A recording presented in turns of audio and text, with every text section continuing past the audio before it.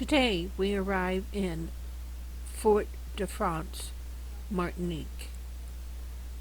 Fort de France is the capital city of Martinique.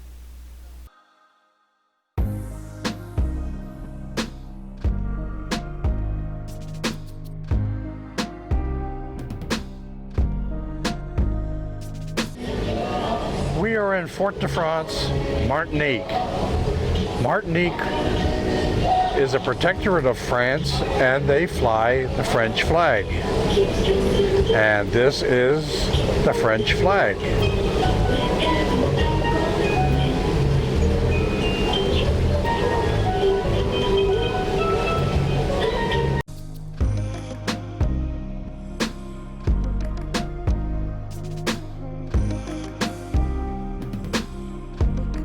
All the mess and inconvenience that we went through to get Bruce's passport, you won't believe it. They never even asked for it. $500 wasted because they never even asked to see it. But the good thing is, he has it if we ever need it again.